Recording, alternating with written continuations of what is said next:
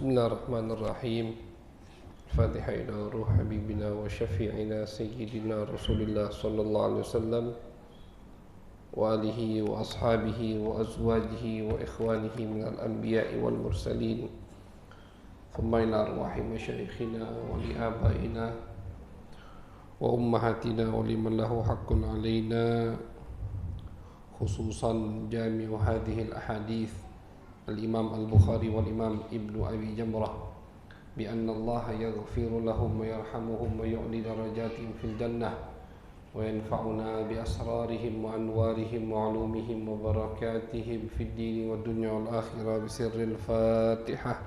A'udzu billahi minasy syaithanir rajim. Bismillahirrahmanirrahim.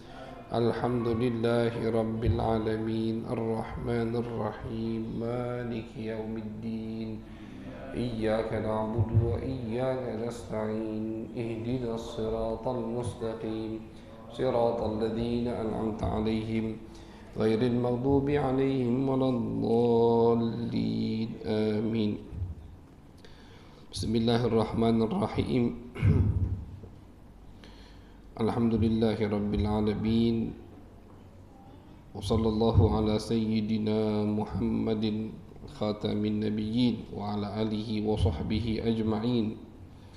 أما بعد، وبالسند المتصل إلى الإمام البخاري والإمام ابن أبي جمرة رحمهم الله تعالى ونفعنا بهما وبعلومهما وبعلوم مشايخنا وبعلوم سائر الصالحين في الدارين آمين. إلى أن قال: حديث خلق الجنين في بطن أمه.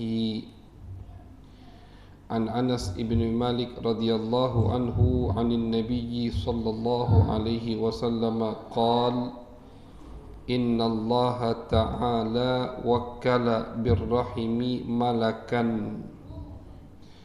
يقول: يا ربي نطفة، يا ربي علقة، يا ربي مضغة. فإذا أراد الله أن يقضي خلقه قال: أذكر أم أنثى، شقي أم سعيد، فما الرزق فما الأجل، فيكتب في بطن أمه. Alhamdulillah. Pertama-tama puji syukur kehadiran Allah Subhanahu wa taala untuk segala nikmat yang masih Allah berikan kepada kita. Salawat dan salam kita haturkan kepada baginda Nabi besar Muhammad sallallahu alaihi wasallam. Mudah-mudahan amal ibadah kita semua diterima di sisi Allah Subhanahu wa taala. Mudah-mudahan kita diberikan selalu taufik hidayah oleh Allah Subhanahu wa taala sehingga kita bisa menyambut bulan suci Ramadan dengan sepenuhnya dan mendapatkan rahmat, asrar, nafahat yang Allah turunkan di bulan suci Ramadan. Amin ya rabbal alamin. Ma'asyiral hadirin wal hadirat yang dirahmati oleh Allah Subhanahu wa taala, kajian kita di malam hari ini yaitu pembacaan hadis sahih al-Imam al-Bukhari, yang mana hadis yang akan kita baca diriwayatkan oleh sahabat Nabi Anas bin Malik. Anas bin Malik radhiyallahu taala anhu. Anas berkata, Anas ini kalau tidak salah pernah kita sebutkan sedikit biografi beliau. Anas ini sahabat Nabi yang kecil umurnya ketika bersama Nabi, hadiah dari ibunya untuk Nabi. Jadi pas Nabi hijrah ke Madinah itu banyak orang ngasih hadiah ke Nabi. Ada yang ngasih hadiah makanan, ada yang perabotan rumah begitu. Ibunya Anas ini pintar. Dia datang ke Nabi, dia katakan, "Ya Rasulullah, aku tidak punya apa-apa untuk kasih hadiah. Cuman aku punya ini anak, Anas. Aku jadikan hadiah. bukan dijual, bukan, tapi dijadikan hadiah. Dan sebaik-baiknya yang menerima hadiah adalah Nabi Muhammad SAW. Silakan kau jadikan pembantu ya Rasulullah. Anas ini julukannya khadimu Rasulullah, pembantu Nabi Muhammad SAW. Wa ni'mal makhdum. Tapi sebaik-baiknya majikan adalah Nabi besar Muhammad SAW. Itu Anas. Waktu itu umur beliau 10 tahun. Ketika jadi pembantu Nabi, umur beliau 10 tahun, dan karena beliau masih kecil, jadi beliau itu bisa masuk ke rumah Nabi Muhammad SAW. Diizinkan masuk oleh Nabi Muhammad SAW. Jadi banyak sekali hal-hal yang beliau riwayatkan, beliau ceritakan yang tidak diketahui oleh sahabat-sahabat yang lebih besar umurnya, lebih dewasa daripada beliau. Jadi gelarnya, lakopnya khadimu Rasulillah, pembantu Nabi Muhammad SAW. Berkat khidmahnya, ngabdinya kepada Nabi Muhammad SAW, ini Anas mendapatkan kedudukan yang tinggi. Ibunya itu pernah minta doa, ya Rasulullah, Anas ini udah jadi pembantumu, tolong kasih dia hadiah.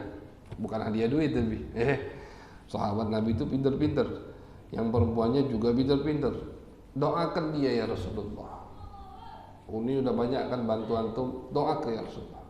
Didoakan sama Nabi, Allahumma akthir malah wa waladah wa barik fi umrih warzuqhul jannah, atau kama qala.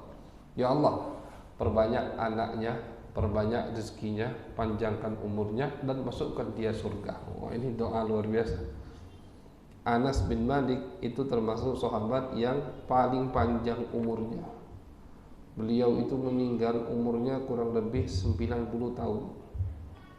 Jadi setelah Nabi, pas Nabi meninggal umur beliau 18 tahun. Jadi kurang lebih 80 tahun setelah Nabi baru meninggal. Makanya termasuk sahabat yang terakhir meninggal Anas bin Malik. Lebih tepatnya di kota Basrah. Beliau itu hijrah nanti ke kota Basrah di Irak. Itu terakhir yang meninggal di Irak sahabat Nabi. Ulama sejarah mencatat Anas bin Malik. Panjang umurnya. Anaknya banyak, cucunya banyak. Bahkan beliau katakan sudah lebih 100 cucuku yang aku kubur. Jadi saking panjang umurnya, cucunya duluan meninggal. Kata dia 100 cucung yang sudah aku kubur, yang beliau ingat istilahnya. Berarti berapa jumlah anaknya? Banyak. Kebunnya paling berkah. Kebun kurma punya orang lain setahun sekali panen, Anas 2 kali. 2 kali Anas panen. Sampai orang-orang bingung, ini kebun kita sama, sampingan benar. Tapi itu berkat doa Nabi Muhammad SAW.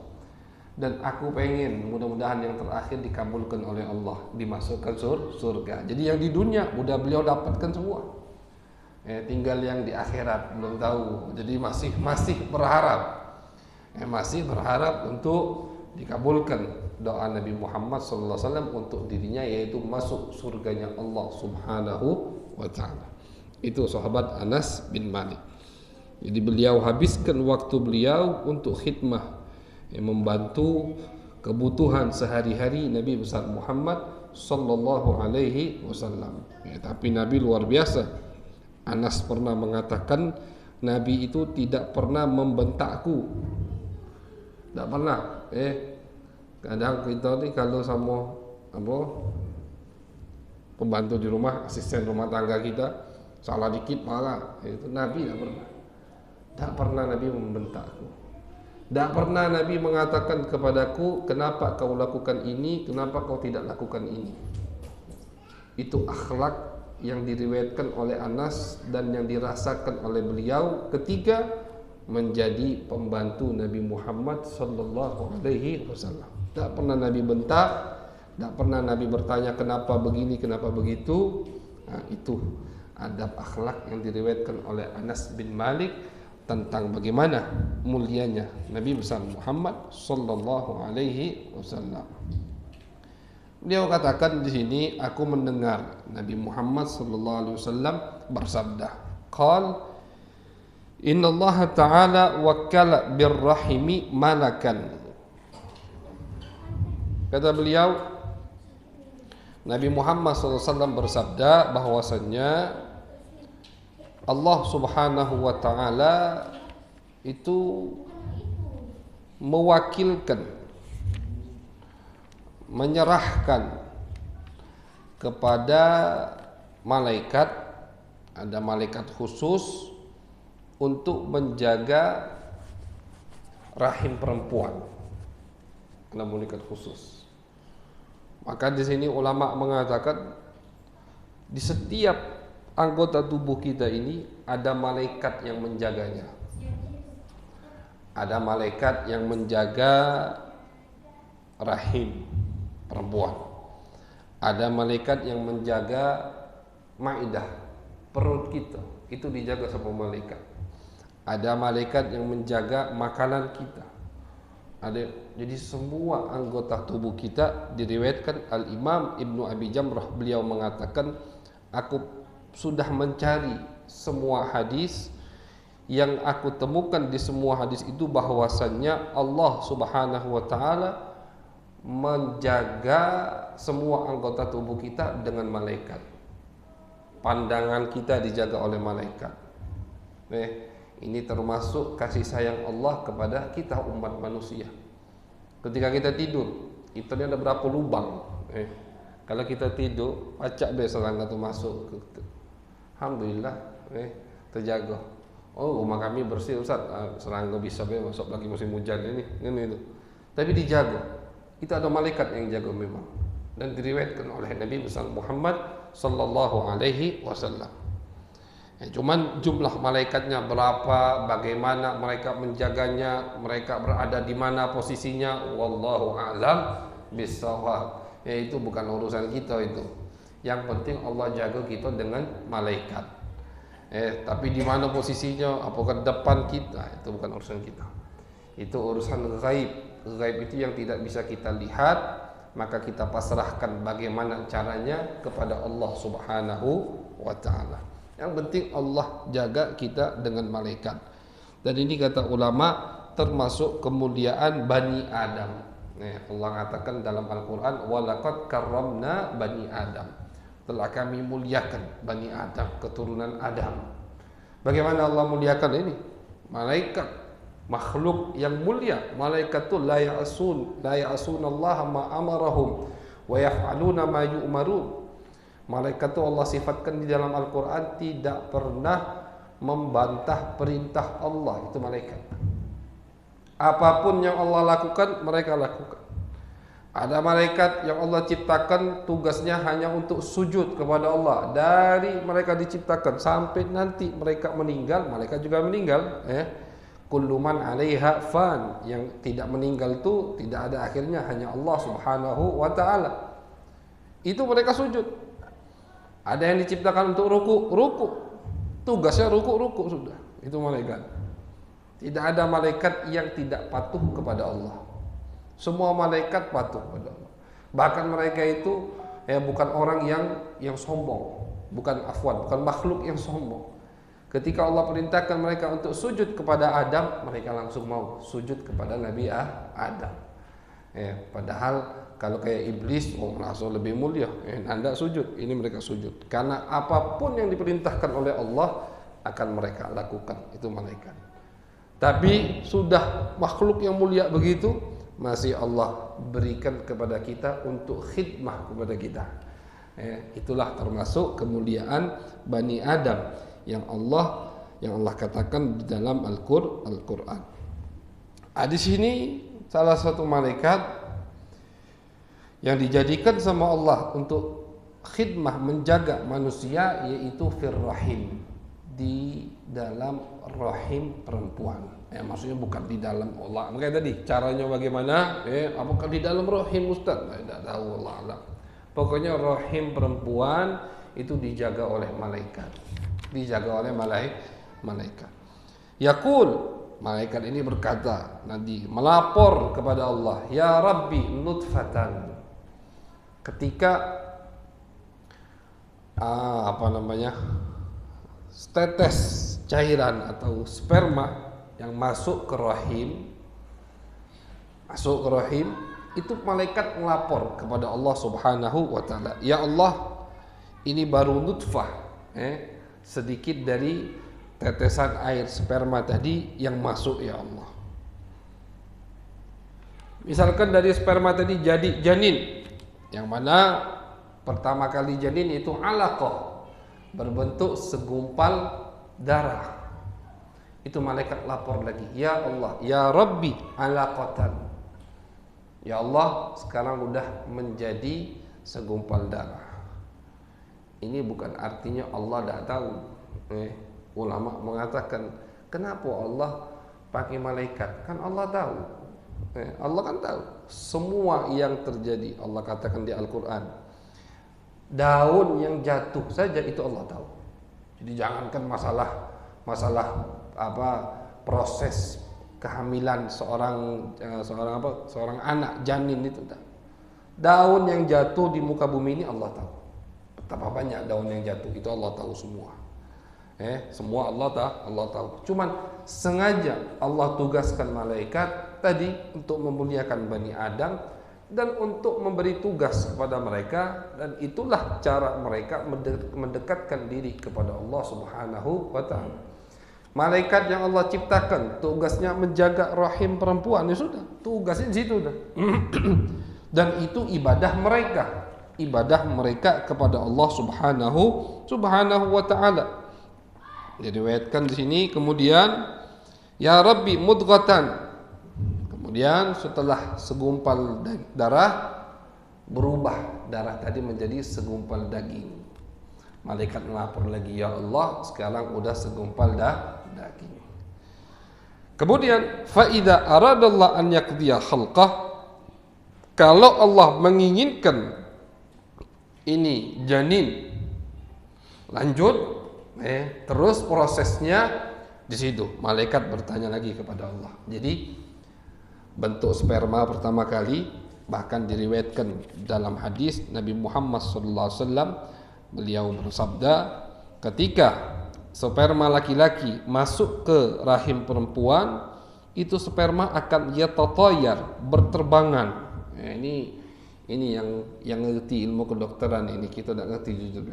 Dalam hadis disebutkan berterbangan selama 40 hari.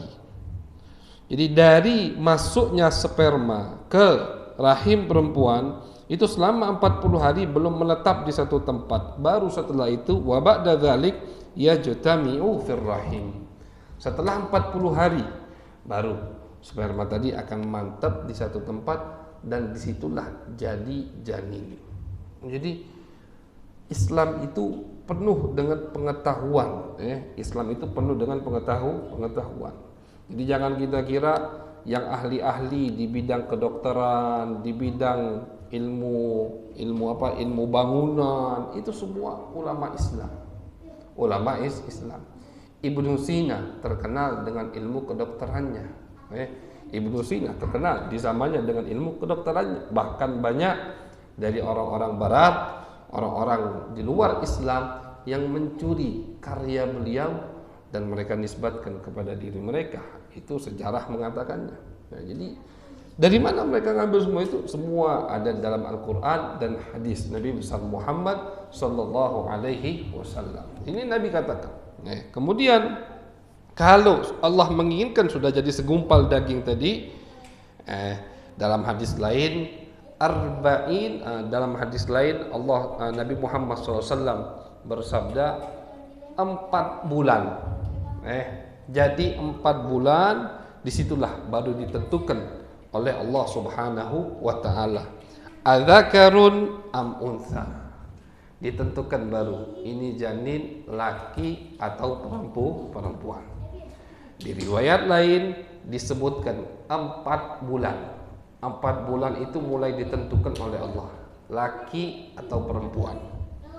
Syaqiyun am sa'id, ini yang ngeri. Ditentukan lagi ketika umurnya 4 bulan, janin tadi 120 hari berarti syaqi am sa'id, ini orang-orang yang bahagia atau orang yang celaka. bahagia itu bukan hidupnya enak, bukan. Maksud bahagia di sini artinya masuk surganya Allah atau masuk nerakanya Allah Subhanahu wa taala. Nauzubillah min dzalik. Itu semua udah ditentukan dari umur janin 4 bulan.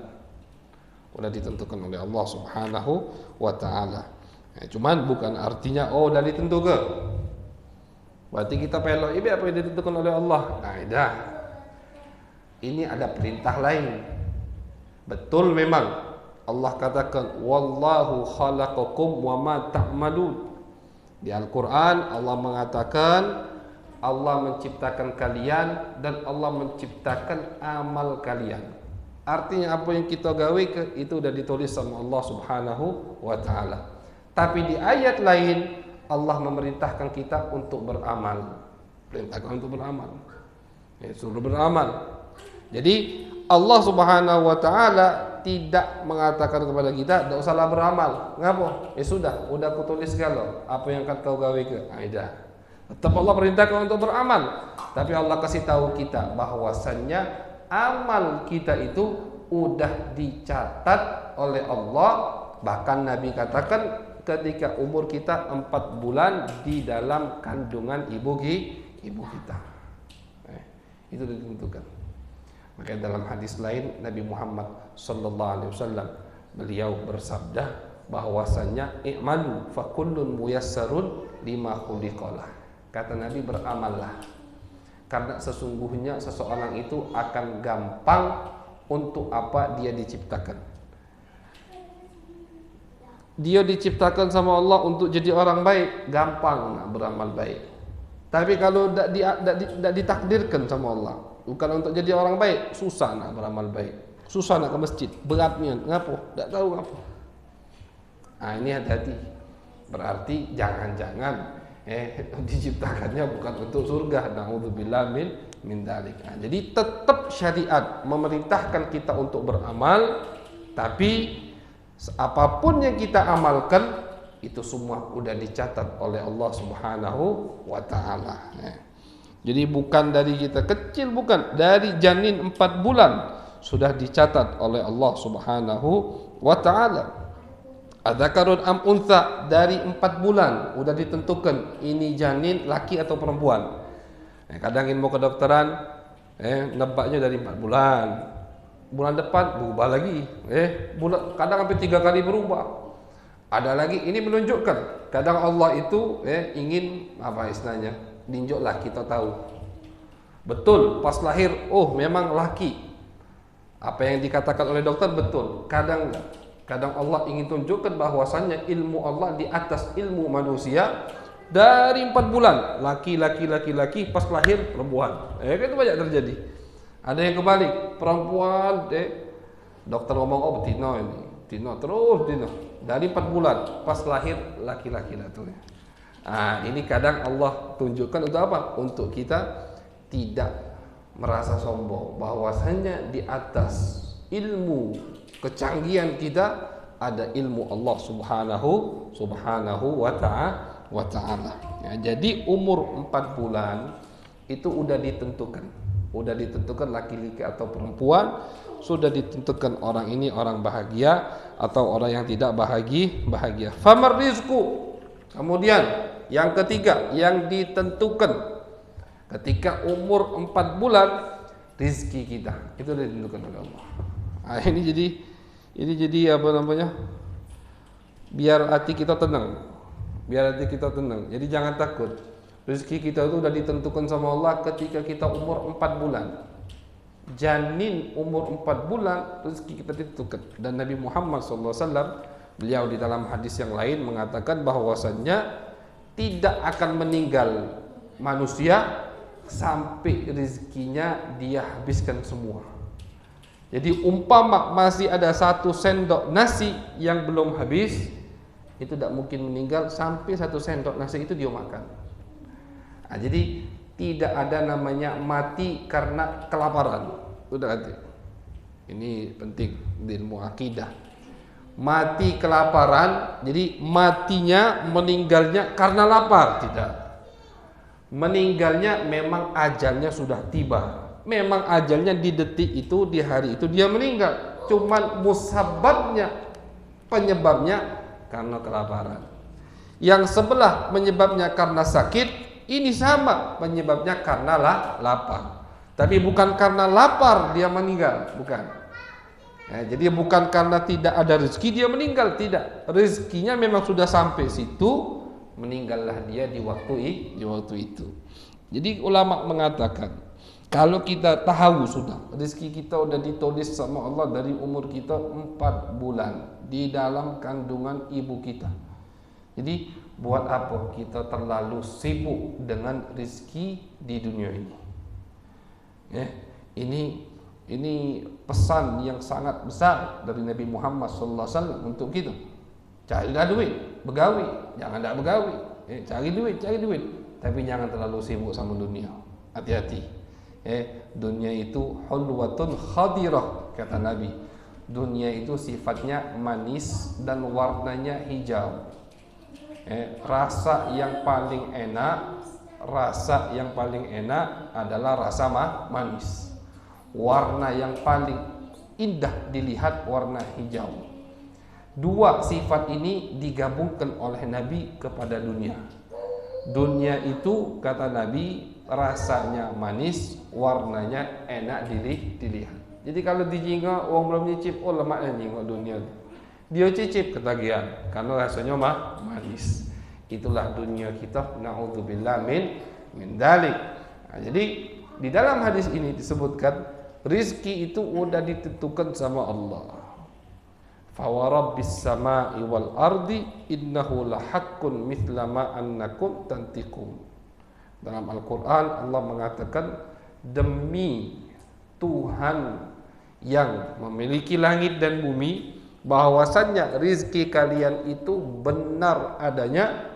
Fakta udah aku catat, seperti kalian tidak ragu ketika kalian berbicara, seharusnya kalian tidak ragu tentang rizki kalian. Kita kalau lagi ngomong, ragu tak kita lagi ngomong? Tidak. Nah, itulah harus keyakinan rizki kita. Ada seorang badui polos baru masuk Islam. Ketika dengar ayat ini ketakutan. Kata dia, siapa yang membuat Allah marah sehingga Allah bersumpah dengan berapa kali sumpah di dalam ayat tersebut? Fa wa rabbis sama, ini sumpah, wawnya waw qasam, demi sumpah. Innahu, inna itu litakid, untuk memastikan sesuatu. Lahaqqun, lam itu juga litakid. Jadi ada tiga sumpah, ada 3 kepastian dari Allah dalam satu ayat ini tentang masalah rezeki. Badui yang baru masuk Islam waktu itu di zaman Nabi, ketika mendengar ayat ini ketakutan. Siapa yang buat Allah marah sehingga Allah bersumpah dengan 3 kalimat dalam satu ayat masalah rezeki. Rezeki yang paling gitu, apalagi bapak-bapak bapak-bapak yang paling, kalau ibu-ibu nah tinggal setor Pak, ayah bulan ini belanja. Nak lebaran dulu ini, puasa lebaran ning pala. Kalau masuk puasa ini mikirin lebaran pula. Jadi santai aja Pak. Jangan takut, semua rezeki udah ditanggung oleh Allah Subhanahu wa taala. Jangan dijadikan penyebab untuk kita sampai sakit, rugi. Kenapa? Udah ditanggung sama Allah Subhanahu wa taala. Usaha, ikhtiar, keluar dari rumah begawi, apa yang Allah anjur, itulah rezeki kita. Jangan takut. Semua sudah ditanggung sama Allah Subhanahu wa. Kalau mau disebutkan ayat-ayat yang berkaitan dengan rezeki banyak sekali. Al-Imam Ibnu Athaillah As-Sakandari, dia mempunyai karangan berjudul At-Tanwir fi Isqatit Tadbir. Dalam kitab itu beliau sebutkan semua ayat-ayat, bahkan sampai puluhan ayat yang berkaitan dengan apa? Dengan Allah menanggung rizki kita. Jadi orang yang ragu dengan rizki, imannya kurang berarti. Tapi orang yang tawakalnya tinggi masalah rizki, imannya berarti full atau imannya kuat. Jadi termasuk yang ditentukan dalam hadis ini disebutkan masalah ketika umur 4 bulan janin dalam rahim ibunya, masalah rezeki. Kemudian yang terakhir jadi 4 ya. Yang pertama laki-laki atau perempuan. Yang kedua syaqiyun au sa'id, ini orang bahagia dengan surga atau celaka dengan neraka. Yang ketiga rizkinya udah dicatat oleh Allah Subhanahu wa taala. Kemudian yang keempat famal ajal, ajalnya yang udah dicatat. Udah dicatat semua, selesai sudah. Ketika umurnya masih 4 bulan di dalam kandungan ibunya. Dicatat ajal oleh Allah Subhanahu wa taala. Kemudian setelah selesai ya semua itu dicatat oleh Allah Subhanahu wa taala dalam kitab, dalam tulisan. Ya, jadi memang ada apa? Ada struktur yang sangat rapi sekali. Kerajaan Allah Subhanahu wa taala dicatat. Rufi'atil aqlam wa jaffatis suhuf, dikatakan. Pulpennya udah diangkat, udah ditutup.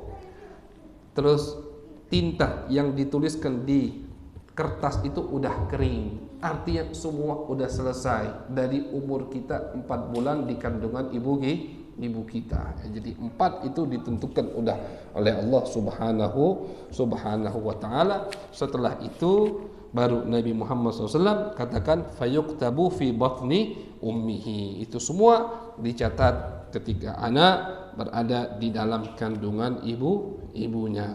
Udah dicatat 4 itu semua. Nah, jadi itu hadis kita malam hari ini, yaitu bagaimana proses janin di dalam kandungan ibunya. Sampailah nanti dilahirkan oleh ibunya udah selesai semua. Tapi tetap tadi, walaupun amal kita udah dicatat oleh Allah Subhanahu wa taala, rezeki kita udah dicatat oleh Allah Subhanahu wa taala, tetap kita harus beramal. Tetap harus beramal. Masalah akhirat Allah perintahkan kita untuk beramal. Masalah dunia Allah perintahkan kita untuk ikhtiar. Rezeki dah dicatat sama Allah, nunggu di rumah. Apa rezeki yang ini datang? Bukan jadi itu.